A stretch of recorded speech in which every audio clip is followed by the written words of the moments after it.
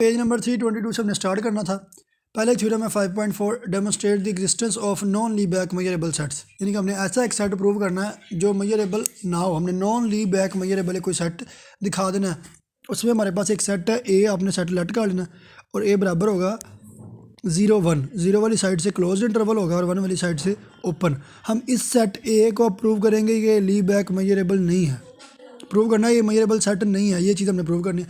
तो उसको प्रूव करने में हम 5 स्टेप्स फॉलो करेंगे। उनमें पहला स्टेप है कि हम एक रिलेशन बना लेंगे इस सेट ए पे, define relation on set A and, और फिर उस रिलेशन को प्रूव करेंगे वो इक्विवेलेंस रिलेशन है। इक्विवेलेंस रिलेशन कौन सा होता है? जो सिमेट्रिक भी हो, ट्रांजिटिव भी हो और रिफ्लेक्सिव भी हो, ये तीनों प्रॉपर्टीज़ प्रूव कर देंगे, इक्विवेलेंस प्रूव हो जाएगा। पहला स्टेप पूरा हो गया। दूसरा स्टेप क्या, हम एक इक्विवेलेंस क्लास बना लेंगे। इक्विवेलेंस क्लास का क्या मतलब होता है कि हम एक जो हर इक्विवेलेंस रिलेशन में से एक आप पॉइंट उठाओगे तो वो इस क्लास एप्सिलॉन में मौजूद होगी। एक एलिमेंट, सिर्फ हर इक्विवेलेंस रिलेशन में से एक एलिमेंट आपने उठाना है और वो उस क्लास में मौजूद हो, इसे हम कहते हैं इक्विवेलेंस क्लास बना देंगे उन रिलेशंस की। दूसरा स्टेप भी फॉलो हो गया। तीसरा स्टेप आपने क्या करना है कि उस यूनियन ऑफ पी आई, उन हर इक्विवेलेंस क्लास का आप यूनियन लोगे तो वो पूरा सेट ए के यूनियन के इक्वल होगा। चौथा स्टेप क्या है, आप उस पी आई इंटरसेक्शन पी जे करो वो क्या आना चाहिए, एम्प्टी आना चाहिए। और पांचवें स्टेप में आपके पास पी जो है वो नॉन मेजरेबल जो आपका टास्क है वो प्रूव हो जाएगा। अब सबसे पहले आपके पास क्या था कि आपने क्या करना है, एक रिलेशन बनाना है इसी सेट के एलिमेंट्स के अंदर अंदर और उसको प्रूव करना वो क्या होगा, इक्विवेलेंस रिलेशन। तो ये हमने खुद से लेना है, इसमें कोई हार्ड एंड फास्ट रूल नहीं है। अब हम खुद से वो रिलेशन क्या लेते हैं, पहला पार्ट करने जा रहे हैं। पहला पार्ट मतलब इक्विवेलेंस रिलेशन। अब इक्विवेलेंस में सबसे पहले क्या होता है, सबसे पहले होता है कि आपके पास होना चाहिए, हम रिलेशन इस तरह से डिफाइन कर लेंगे कि अगर दो एलिमेंट्स एक्स और वाई हों तो एक्स माइनस वाई दोनों का डिफरेंस इक्वल टू एक रैशनल नंबर आना चाहिए। अच्छा, दो एलिमेंट हो एक्स और वाई दोनों का डिफरेंस क्या आना चाहिए, रैशनल नंबर। अब हमने प्रूव करना है इसमें रिफ्लेक्सिव प्रॉपर्टी। रिफ्लेक्सिव होता है एक एलिमेंट अपने आप के साथ रिलेट करे। अब आपने एलिमेंट सेम ले लेना है, एक एलिमेंट एक्स था दूसरा भी क्या ले फिर एक्स, तो क्या x minus x rational number है जो कि 0 आता है, जो कि रैशनल नंबर है। पहली प्रॉपर्टी कंप्लीट होगी, रिफ्लेक्सिव प्रूव हो गया। दूसरी क्या होती है प्रॉपर्टी, अगर एक्स रिलेट करे वाई के साथ तो फिर वाई भी किसके साथ रिलेट करना चाहिए, एक्स के साथ। इसको चेक कर लेते हैं। अगर एक्स माइनस वाई एक रैशनल नंबर हो, अब हमें चाहिए वाई माइनस एक्स, तो आप क्या करें, इसमें से माइनस ज़रा कॉमन लें, हाँ अंदर क्या बनता है वाई माइनस एक्स। तो हर रैशनल नंबर को माइनस से मल्टीप्लाई करें आंसर फिर क्या आता है, रैशनल नंबर। तो अगर एक्स रिलेट करे वाई के साथ तो ऑब्वियसली ये चीज़ हमें आंसर देती है कि वाई भी किसके साथ रिलेट करता है, एक्स के साथ। तो आप लिख सकते हो वाई रिलेट्स एक्स। दूसरी प्रॉपर्टी आपके पास था सिमेट्रिक, भी आपने प्रूव कर ली। अब तीसरी कंडीशन क्या होती है, ये मैं सब कुछ कह रहा हूँ इक्विवेलेंस क्लास के लिए।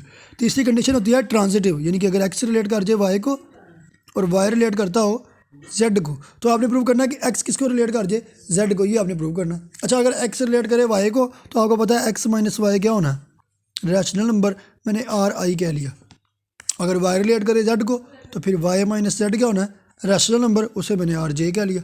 ये भी एक रैशनल है, ये भी एक रैशनल है। आपने प्रूव करना है कि एक्स माइनस जेड भी क्या हो, रिलेट कर रहे हो एक्स और जेड आपस में। अब देखिए ज़रा, एक्स माइनस जेड को मैं इस तरह लिख सकता हूँ, X minus Y plus Y minus Z, क्योंकि वाई वाई से कैंसिल हो ना तो वही आना ना। अब ये भी एक रैशनल है, अभी क्या क्या है, और ये भी क्या एक रैशनल है। तो दो रैशनल की एडिशन भी क्या होनी है, रैशनल होनी है। मतलब एक्स माइनस जेड भी एक नया रैशनल आ रहा है, उसको मैं आर के कह लेता हूँ। तो इसका मतलब मेरे पास तीसरी प्रॉपर्टी भी, अगर एक्स वाई को रिलेट करे वाई जेड को रिलेट करे तो एक्स जेड को रिलेट करता है।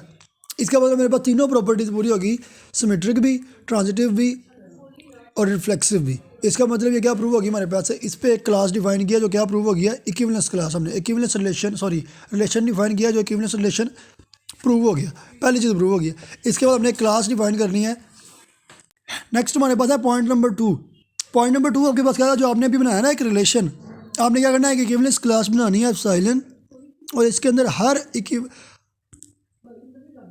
तो सेकंड कंडीशन हमारे पास ये थी, हमने ई बनाई है एप्सिलॉन जो कि एक इक्विवेलेंस क्लास है और इसमें मौजूद हर एलिमेंट क्या होगा, इक्विवेलेंस रिलेशन होगा। यानी कि इक्विवेलेंस क्लास है एप्सिलॉन और इसके अंदर मौजूद हर एलिमेंट क्या हो जाएगा, इक्विवेलेंस रिलेशन हो जाएगा। इस तरीके से हम एक सेट पी डिफाइन करेंगे इस एप्सिलॉन में कि पी के अंदर इस इक्विवेलेंस क्लास का हर एक इक्विवेलेंस क्लास में से एक एलिमेंट होगा। यानी कि पी के अंदर एक इक्विवेलेंस क्लास में एक ही एलिमेंट होगा, दो एलिमेंट नहीं हो सकते। तो इसको आपने सिर्फ एज इट इज़ लिखना ही है। ये दूसरी कंडीशन में आपके पास। तीसरे नंबर पे हमारे पास जो पॉइंट था वो ये था कि यूनियन ऑफ पी आई, जो हमने सेट डिफाइन किया पी, उन सब की यूनियन करें तो वो ए सेट के यानी कि इस 0-1 के इंटरवल के इक्वल होना चाहिए एग्जैक्ट।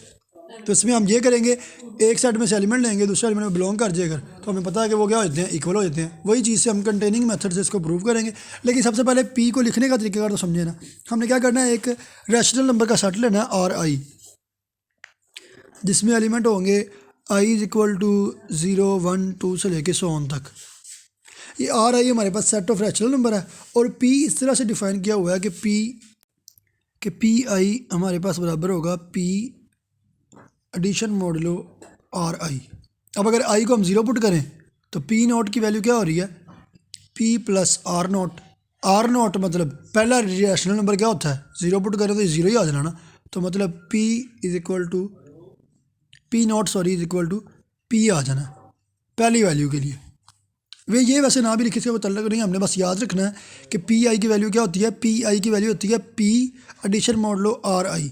ये हमने एक रिलेशन डिफाइन कर लिया पी सेट का पी सेट के साथ ही, ठीक है। अब हमने प्रूव क्या करना है, अपना टास्क याद रखना, हमने प्रूव करना है कि यूनियन ऑफ पी आई करें तो आंसर किस में आना चाहिए, ए में। हमने एक सेट में से एलिमेंट लेना है, दूसरे में प्रूव कर देना, फिर दूसरे से लेना है, एक में प्रूव कर देना। ये आपको याद होगा, अगर हम पीछे वाला ये वाला एम्प्लाइज वाला साइन लगाते रहें, फिर सिर्फ एक साइड चलानी पड़ती है, दूसरी साइड चलानी नहीं पड़ती। हम एक सेट में से एलिमेंट लेंगे, दूसरे में प्रूव कर देंगे तो वो इक्वल प्रूव हो जाएंगे। अब मैंने क्या करना है, एक एलिमेंट ले लिया मैंने ए में से, एक्स किस में से ले लिया, ए में से। अभी हमने पिछले स्टेप में इक्विवेलेंस क्लास बनाई थी, वो बनाई इसलिए थी ताकि हमें इक्विवेलेंस क्लास का कंसेप्ट याद रहे। अब अगर ये इक्विवेलेंस क्लास में बिलोंग करता है, अगर ये इक्विवेलेंस क्लास में बिलोंग करता है, उसमें कोई ना कोई एक एलिमेंट ज़रूर पी आई का एलिमेंट पी होगा, पी आई एलिमेंट ज़रूर होगा अगर ये इक्विवेलेंस क्लास में बिलोंग करता है। सच डैट जो एक्स हमने एलिमेंट लिया है वो और इक्विवेलेंस क्लास का एलिमेंट दोनों का रिलेशन, दोनों को माइनस करें तो आंसर एक रैशनल नंबर आएगा। कैसे आएगा, हमारा क्वेश्चन 40 इस तरह रहा है। सबसे पहला पार्ट देखिए ज़रा, मैंने क्या किया था, खुद से एक रिलेशन लिया था जो क्या होना चाहिए, इक्विवेलेंस रिलेशन। तो मैंने क्या लिया था, दो एलिमेंट लिए एक्स और वाई, उनका डिफरेंस क्या होना चाहिए, रैशनल होना चाहिए। अब जो कि एलिमेंट इक्विवेलेंस क्लास का है, मैंने आपको क्या समझाया था दूसरे पार्ट में कि इक्विवेलेंस क्लास बन रही है, उसमें मौजूद हर एलिमेंट इक्विवेलेंस रिलेशन है। अगर ये एलिमेंट इक्विवेलेंस क्लास का है तो फिर ये एक इक्विवेलेंस रिलेशन बना रहा है। और इक्विवेलेंस रिलेशन बनना किस तरह, आगे चाहे लिख लें, यूजिंग पॉइंट 1, इन दोनों का डिफरेंस क्या होगा, इक्वल टू किसी रैशनल नंबर क्या आ जाएगा। अगर ये रैशनल नंबर है तो अब एक्स बराबर आ जाएगा पी आई, इधर माइनस और उधर जगह हो जाएगा प्लस हो जाएगा, पी आई प्लस आर आई। अब देखिए ज़रा, यहाँ पर मैंने डिफाइन किया था कि पी आई बराबर होता है पी प्लस आर आई, यानी कि पी का एलिमेंट प्लस रैशनल नंबर करें तो वो एलिमेंट किस में रहता है, पी में चला जाता है। अब ये पी आई प्लस आर आई है तो ये एक्स बिलोंग कर जाएगा पी आई को। अगर एक्स पी आई में है तो एक्स बिलोंग कर जाएगा यूनियन ऑफ पी आई को भी। एक्स लिया ए में से था और चला किस में गया, यूनियन ऑफ पी आई में। अगर आप दोनों साइड सॉल्व नहीं, वैसे हो तो दोनों भी जानी है, लेकिन अगर नहीं करना चाहते तो पीछे एम्प्लाइज डाल दें सब के। तो इस तरीके से आपके पास union of P I A के बराबर प्रूव हो गया। आप लिख सकते हो union of P I is equal to A. ये आपके पास कौन सा पार्ट प्रूव हो गया, थर्ड पार्ट आपका क्लियर हो गया, union of P I is equal to A. Fourth number पे आपने प्रूव करना है कि P I intersection P J equal to five. जो खुद से हमने सेट लेट किया था पी, उनमें से दो डिस्टिंक्ट आप सेट लें पी आई और पी जे, उनका इंटरसेक्शन क्या होना चाहिए, हमेशा फाइव के बराबर खाली सेट आना चाहिए। ये हमने फोर्थ पार्ट प्रूव करना।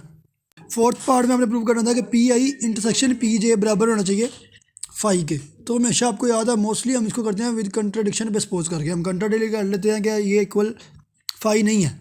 अगर नहीं है तो कोई ना कोई एक एलिमेंट ज़रूर होगा। एक्स बिलोंग कर जाएगा पी आई इंटरसेक्शन पी जे को। अब अगर इंटरसेक्शन में है तो एक्स बिलोंग कर जाएगा पी आई को भी और एक्स बिलोंग कर जाएगा पी जे को भी। अच्छा, अगर अब एक्स पी आई में भी है और एक्स पी जे में भी है, पी आई का फार्मूला आपको याद होना चाहिए, भी पीछे लिखाया था, पी आई बराबर होता है पी एडिशन मॉडलो आर आई। तो अगर एक्स पी आई में है तो एक्स बराबर आ जाएगा पी आई प्लस आर आई के, और अगर एक्स पी जे में है तो वही फार्मूला द्वारा एक्स बराबर आ जाएगा P J plus R J. अगर लेफ्ट साइड के इक्वल है तो राइट साइड भी राइट साइड के इक्वल होनी है, तो P I plus R I equal to आ जाएगा P J plus R J के। इसके बाद हम पी वाली रकमें एक तरफ लेंगे, पी आई माइनस पी जे एक साइड में आ जाएगा और आर जे माइनस आर आई एक साइड में आ जाएगा।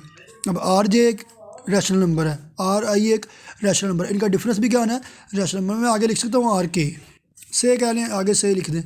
आपने लिख लिया कि एक रैशनल नंबर ही आना है। अगर रैशनल नंबर आना है, अब दो एलिमेंट्स का डिफरेंस जब आंसर रैशनल में दे तो ये हमारे पास है।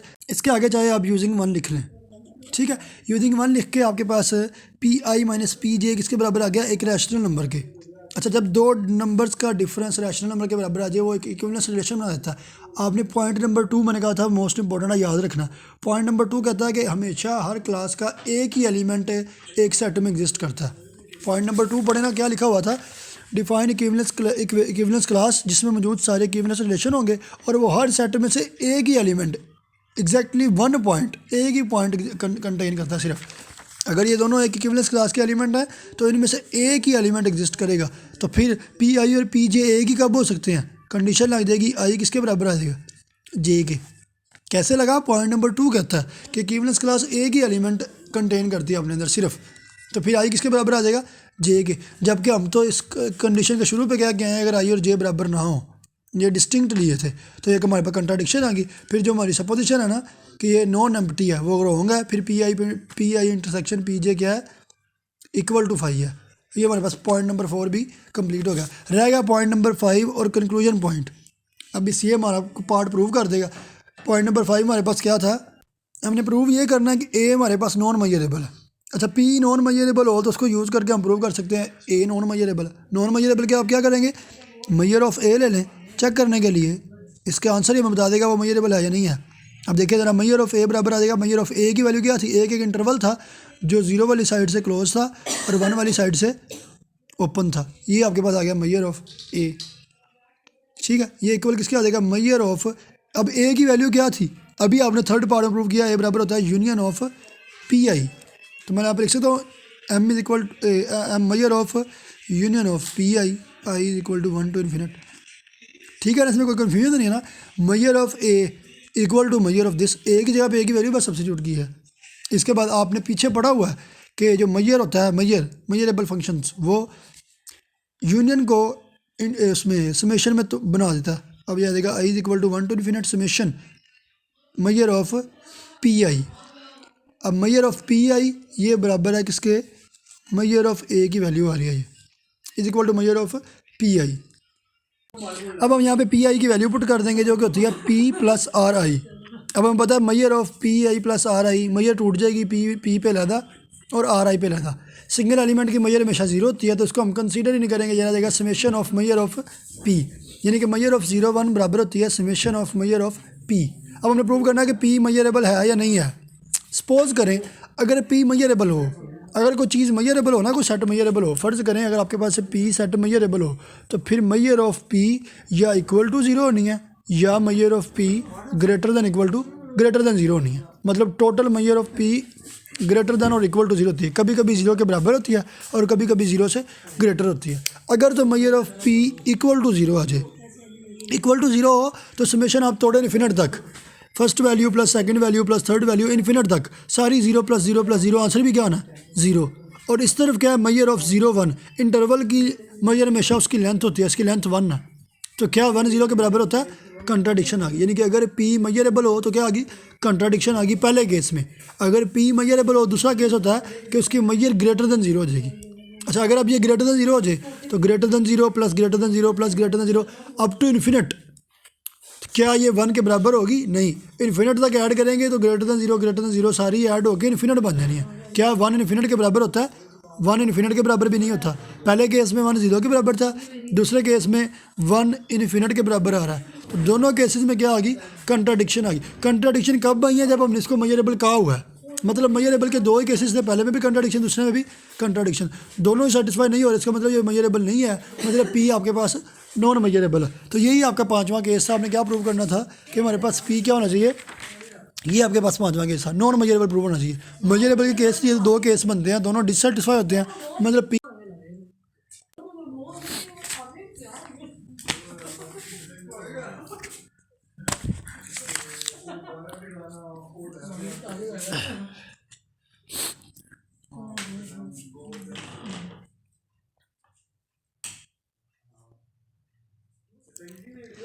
म्यू। अब आपने ट्रांसलेशनल इन्वेरिएंट है और आपने मैयर डिफाइन करनी है 0 1 की।